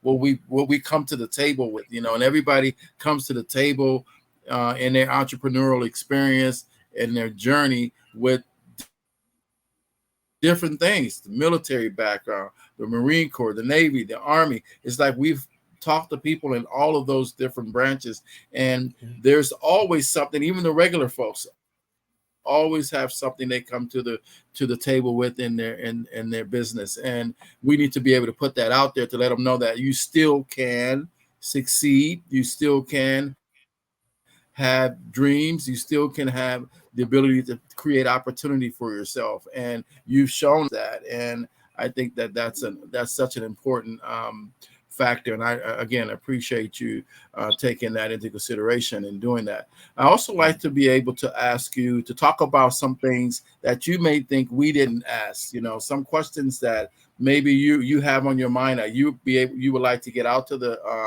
viewers and to our communities, that you can spend some time talking about that maybe we did not. Well, I guess I just discovered, this new Black Menifee thing that I spoke with you on at the Juneteenth.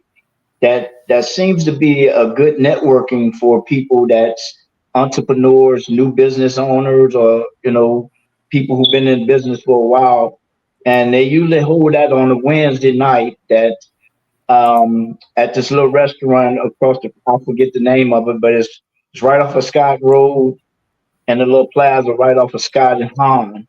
So if you're a new entrepreneur and you want to learn something from a group or just individually, you can meet somebody there that can share their experience or knowledge with you pertaining to the job field that you're interested in.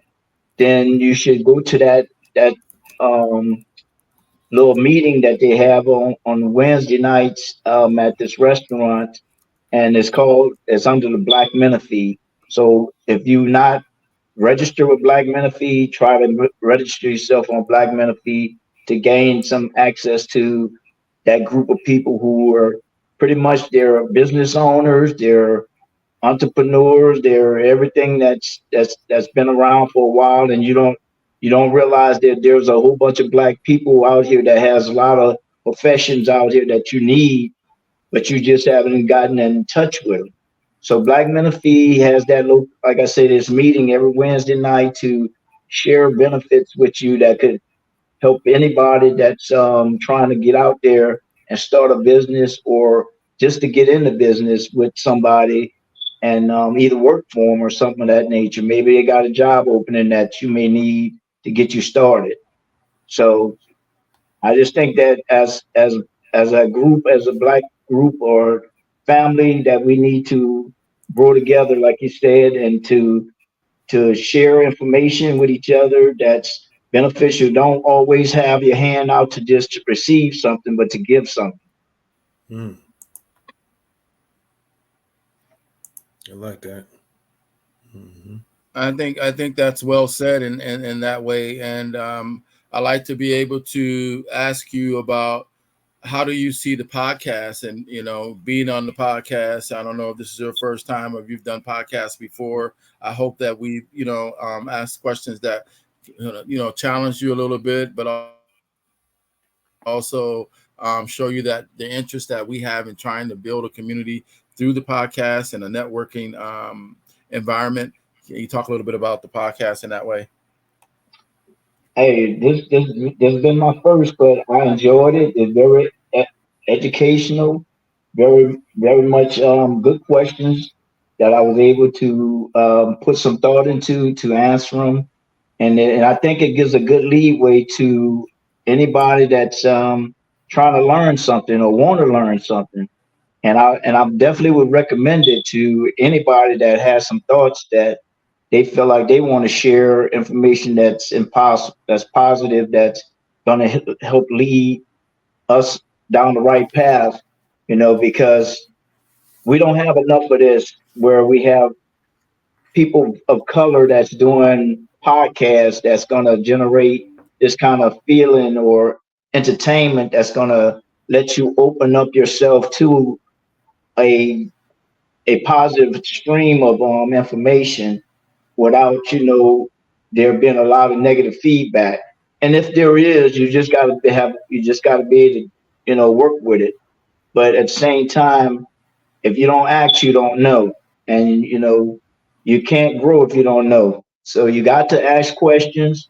You got to be able to be receptive to them. You got to be able to try to answer them to the best of your ability, and be able to accept what's outcome of it. It ain't always gonna be pretty, but it helps you understand where you're at in life and what you need to do to better yourself. Right. Well said. Well said. Well Mm-hmm. said, my brother. One of the things that me and Razak here at KF&JF podcast, if people that go on the website and look at it, it says three words at the top of that. It's real, authentic, and honest. And I think that that is what you have provided us. And I think that that's what the show is about. And the way you articulated the what we can do here at the podcast is to bring people so they can share that in a real way. And it's not going to always be pretty. And it's not going to always be something that, that's scripted in some kind of way. We're trying to talk as men, the conversation. If you were barbecuing right now and we are sitting at the table waiting for the food to get done, we talking about this. We trying to understand this. We trying to build this in our community so that we're not just sitting there going, waiting on the food and with our mouths closed. So this is getting that is needed for all of us. And I hesitate on this question, but I'm going to ask it anyway, being my last. And that is, what excites you? What is one of the things that exciting you going forward? Being a retired man, a man that have laid down his bricks already. What's exciting you out there right now? Waking up in the morning, my friend. Waking up in the morning. You know what I'm saying? Because My because man. what that does for me, it means that I have an opportunity to do something else special. Hmm. I That's what heard it does that. for me. That's what I do. My I wake up man. in the morning. My That man. means that, wow, I'm here again. That means I'm supposed to be doing something with my life. So that's why I wake up in the morning with eyes bushy My man. tail and ready to go. So, what mentors or leadership that have you obtained in the over the years that you still hold, and that still drives you even today as you go into business, your family life, as a person in general? Well, my mentors have, most of them have passed away, but they instilled me with the leadership abilities to move everything forward and and to be a guidance. And that's why, like I said, when I took the course of organizational leadership, it was kind of like a gimme because I was already ahead of the game in terms of leadership. So when the courses that we was taking, it was a no-brainer for me because I already knew it. So I understand the process of being a leader. I understand the process of, structure and putting together structure. So that's why I feel that, I'm a good person to come to for knowledge because I'm gonna give it to you raw, I'm gonna give it to you real, but I'm gonna give you guidance that's gonna make you go forward in the right direction. So I'm not gonna just throw it out there all crazy and laziness. I'm gonna give it to you where I can give you guides to go in the right direction. After I break you down and build you up. Okay. All right. Thank you. Thank you for coming on the show. Thank you, Reside. Thank you for your military service, my friend. Yeah, well, I was doing a lot of I worked with the FRG, the Family Readiness Group. I don't Oh, know if they you was a pro? I did a lot of that stuff, but my wife and I was married at the time. I mean, she was Active she duty? was in active duty, and Okay, I so kind you of just was worked she in with the military? She was in the the Marine Corps? PDTF. Well, no, well, I didn't actually deploy anywhere. I No, just I said stayed home base. was she in the Marine Corps? No, she was just Army. Oh, she was in the Army. Army? Yeah, Yes. I did the fro when I got out too. So that it didn't pan out for me that well. I think Okay. it was because of, like I said, my leadership style. I was too structured. Dealing with wives and families, in that aspect is kind of hard when when you structured as a military person to work within that aspect of it because you got the command's wife who's working with the unit families, Yeah. and when it comes down to pillow talk, if whatever she tells her husband, that was going to happen. So it don't matter what I say to the troops wives. When she says something, that's how it happens.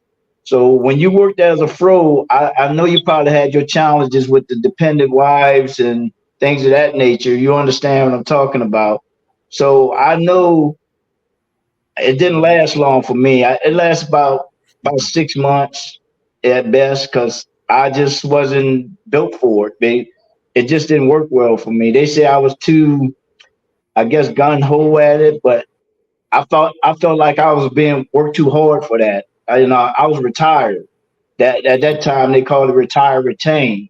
So my understanding was that I didn't deploy, but I still wore the uniform, and that's where the problem was coming in at. The military still wanted to try to make me be a part of their evolution per se, but then I got to deal with these key wives at the same time. So I bump heads with the. I'm the oldest. I was the oldest person in the unit. That put it this way, Mhm. and I was older than the commanding officer and the sergeant major. So that tells you that their mentality for Unit. me was not good because I told them I I didn't need them shit. I called it that was go to hell. I'm not in the I'm not active duty anymore. So you're not gonna put me in this structure where I'm doing. I was working 70 hours a week. So that's I'm telling you, it was not good for me. I'm like, I'm working harder than I did when I was active duty. I Yeah. said, Yeah. Yeah. him wanted the CO wanted me to come in at Wow, wow, wow. 0 dark 30 for two people that was just coming in. I said, that wasn't working. After working 8 9 hours already, I wasn't feeling it. So I was like, let me just go on and ease on down the road and let all of this go and then just live my life. So that's why I told you I had to sit back and reevaluate what I was doing because I was one of those military people that couldn't let go, and I jumped out. I didn't jump out my uniform. I just stayed attached to the uniform. Yeah, you're So still in the unit. that's why I say we have a hard time transitioning, and that's Well, where. Mhm. yeah, well, a lot of the guys, I was able to, because you're sort of a counselor at that point.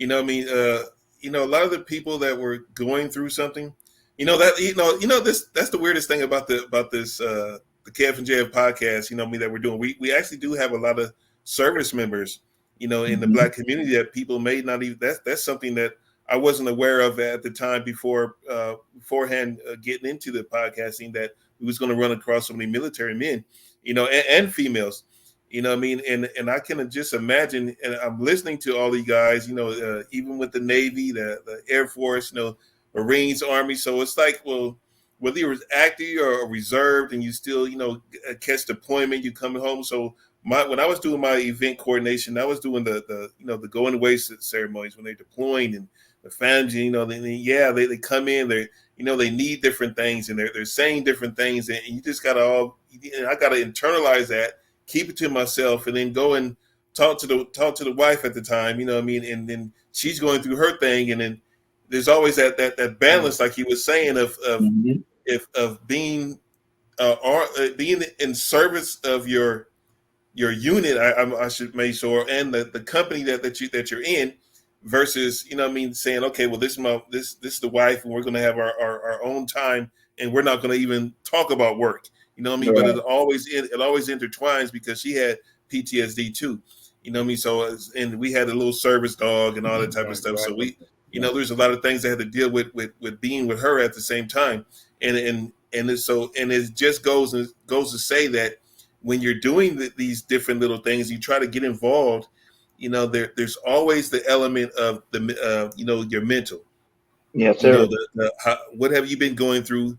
Because I didn't deploy, so I did all the training though. I went to the shooting range, I did all the PT tests and stuff. What I mean, I know all the training, I did all the I did all that stuff. What I mean. So, but it's like, okay, well, when you actually go over there and see combat, is different than the gun range and stuff like that. It's totally different Yes, thing when sir. everybody's shooting back at you and they're trying to kill you. What I mean? So it's like, and you're going on missions and stuff. So Yeah, when they start you shooting know, back. yeah, That's what you call true engagement. true again. Yeah, Yeah, yeah, boy.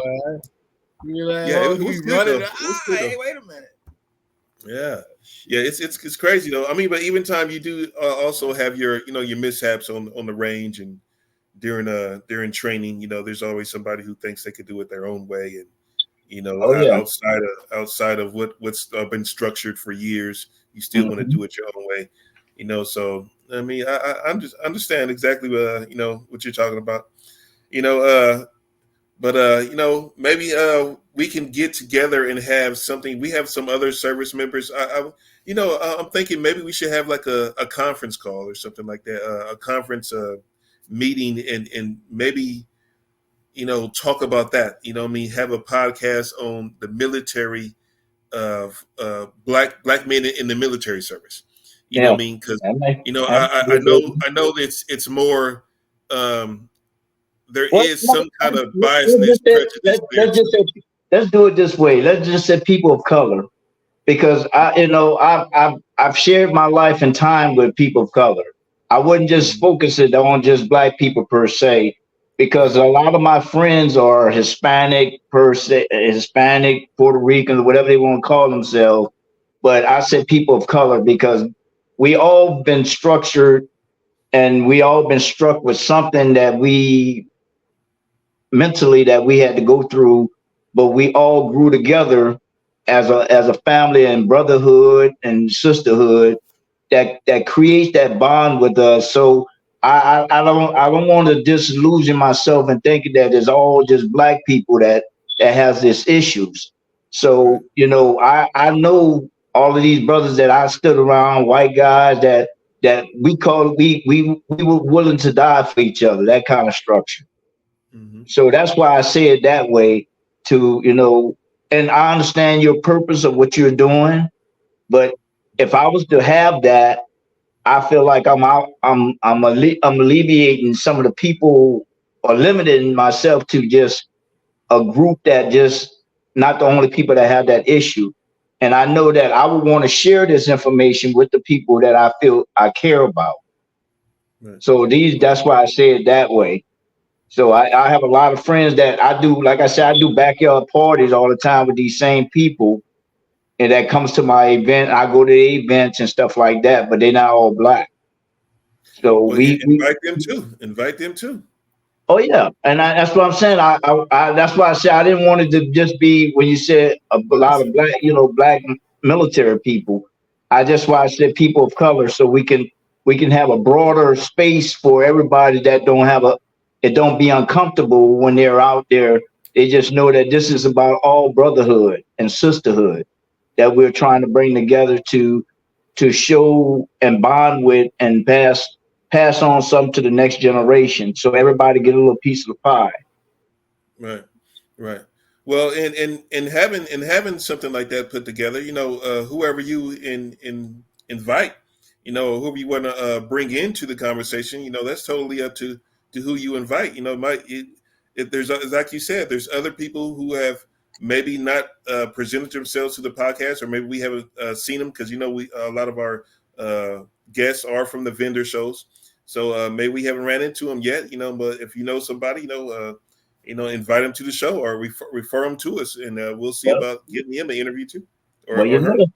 that's the way I do things. Like I said, I'm a sharer, so I'm definitely going to share this information, and I will try to put together a list, and then we can present this. I'll Right present it on, to right you on, right guys, on.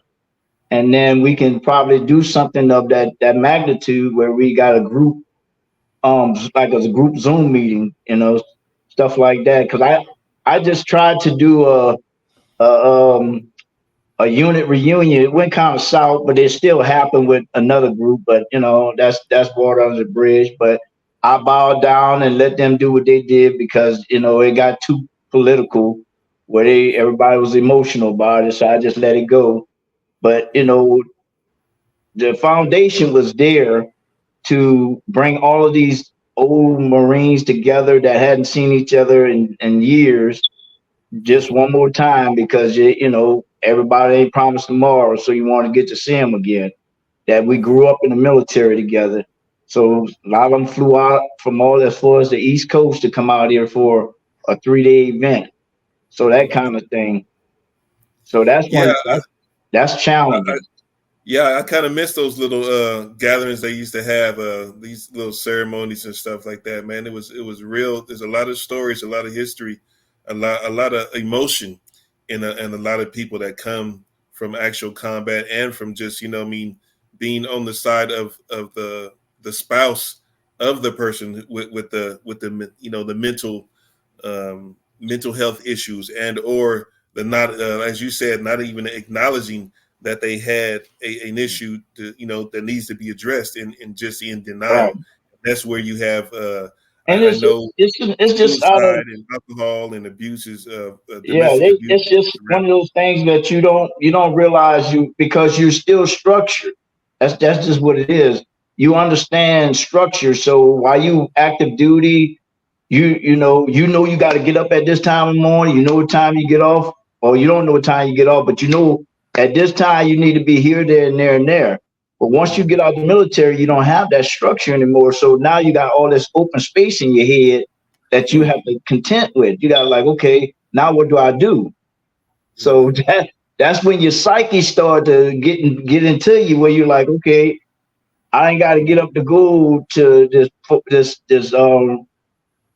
formation in the morning. I roll out of my bed and I'm looking confused because I ain't got to put on my uniform and that kind of stuff. So that's why I say, you don't know until you know. It's just what it is. You're not structured anymore. So now you out there alone on the island trying to figure out what to do with yourself. So that's when it start hitting you in the head where you're like, okay, I gotta figure out what's wrong with me because this is bothering me now. I Hmm, can't hmm. I can't sleep.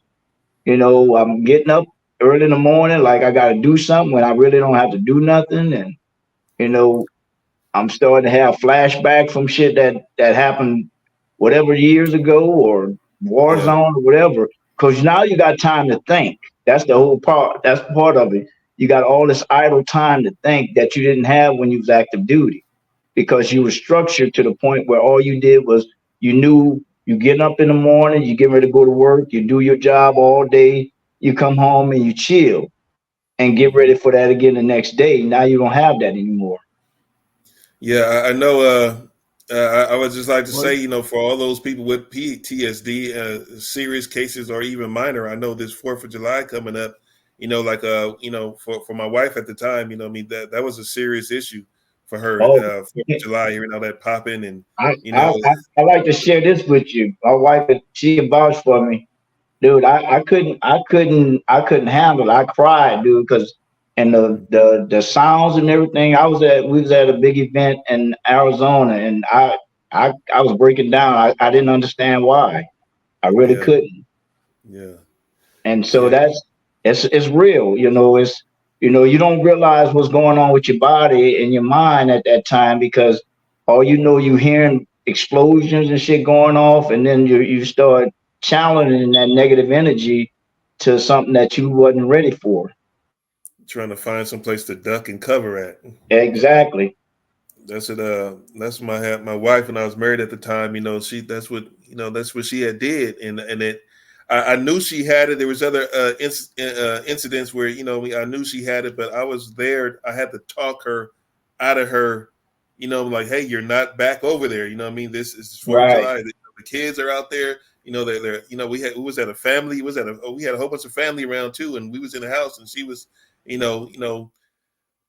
Ducking and cover, you know what I mean? And I had to like talk her out of it, you know what I mean? And really the whole 4th of July I missed, you know what I mean? Because I had to stay with her to make sure that, she was all right. You know what I Yeah. mean? So I've actually experienced people with real deal serious cases mhm. and the crowds and stuff like that, you know what I It mean? took The it took me clinging on about to the arm and looking around, you know what I mean? Like, okay, look, it's time for us to get out of here because you about to start acting up. yeah. I'm still vigilant, so that's one of the things that ain't gonna never go away. I gotta go. I get up before when the light hit my eyes. I'm up, and then before I go to bed, I gotta check everything in the house over and over. I do at least 2 or 3 checks, so that's just where it is. So You yeah, know so what? I do that. I do that. I Well, still check the hmm house. Yeah. Even though I know ain't nobody breaking in, you just check it just to be checking. You know what I yes, mean? you know, you got Yeah. to. Still do that. Yeah. Keith, was you saying something? that's one of the things. That's one of the things about. That's one of the things about PTSD.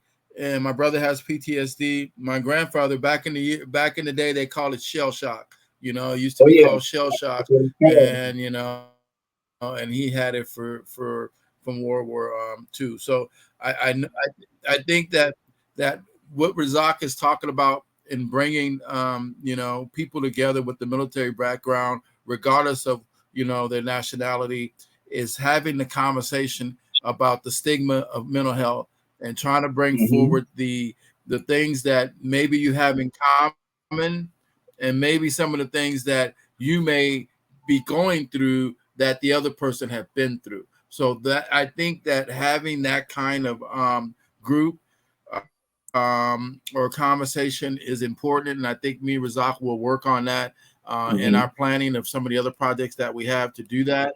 And My name's Dave Geiger, and I'm the CEO and the sole proprietor of Big Easy Flavor Production. And my goal is to provide you with quality event planning services. I can be reached at area code 760-580-6091, or you can send an email to me at befp15 at gmail.com.